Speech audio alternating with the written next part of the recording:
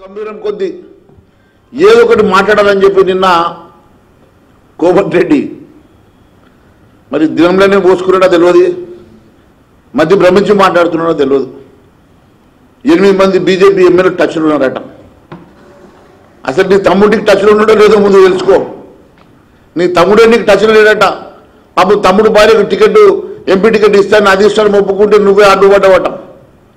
నీ తమ్ముడికి నీకే లొల్లైతుంటే నీకు వేరే వాళ్ళు ఎందుకు టచ్లోకి వస్తారో అర్థమైతే లేదు.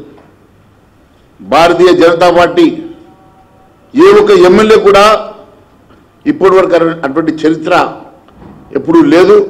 భారతీయ జనతా పార్టీ ఎమ్మెల్యేని ముట్టుకునే సాహసం ధైర్యం కూడా ఇంకోసారి చేయొద్దని చెప్పి తెలియజేస్తున్నా.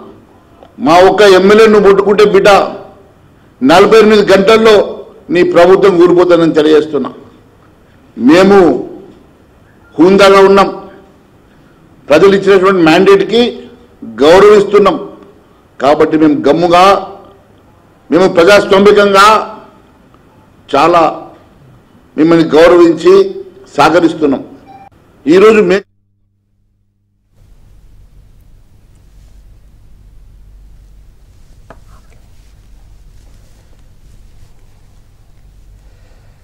ఇదే అంశానికి సంబంధించి మరింత సమాచారం మా కరెస్పాండెంట్ నరేష్ అడిగి తెలుసుకుందాం.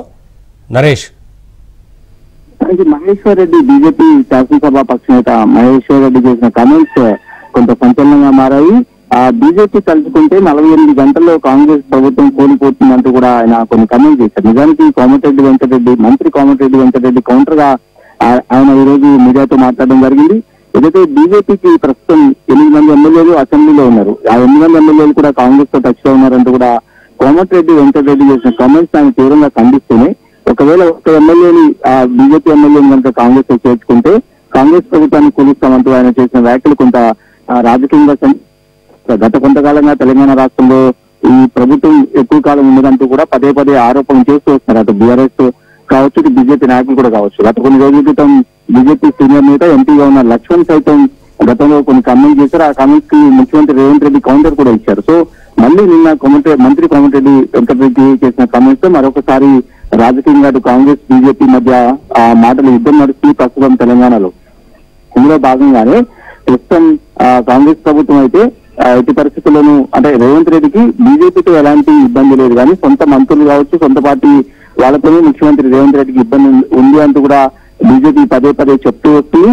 ఏదేమైనప్పటికీ కూడా గత కొంతకాలం ఈ ప్రస్తుత ప్రభుత్వం ఏర్పడి 4 ఏళ్ళు దగ్గర కావచ్చినప్పటికీ కూడా అటు బీఆర్ఎస్ కావచ్చు, బీజేపీ కావచ్చు పదే పదే ప్రభుత్వం పార్లమెంట్ ఎన్నికల తర్వాత కూలిపోతుందంటూ చేస్తున్న వ్యాఖ్యల నేపథ్యంలోనే ఇలాంటి రాజకీయంగా అంటే ఒకరి మీద ఒకరు ప్రతి విమర్శలు చేసుకోవడం ప్రస్తుతం మనం చూస్తున్నాం. ప్రస్తుతం కాంగ్రెస్ పార్టీ పెద్ద ఎత్తున చేరికలకు తెరదీస్తుంది. ఈ నేపథ్యంలోనే బీజేపీకి సంబంధించిన కొంతమంది నాయకులను కూడా కాంగ్రెస్ పార్టీలో చేర్చుకునే విధంగా పావులు కదుపుతున్నట్టు బీజేపీకి సమాచారం ఉంది. సో ఇందులో భాగంగానే బీజేపీ నాయకులు తమ నాయకులను కాపాడుకుంటూనే బీజేపీ ఏదైతే కాంగ్రెస్ ప్రభుత్వం మీద అయితే ప్రస్తుతం ఎదురు దాడికి దిగుతున్నారు. ఏదైనప్పుడు కూడా ఈ రోజు బీజేపీ శాసనసభ పక్ష నేత ఏలేటి మహేశ్వర్ రెడ్డి చేసిన కామెంట్స్ అయితే కొంత రాజకీయంగా సంచలనంగా మారాయి.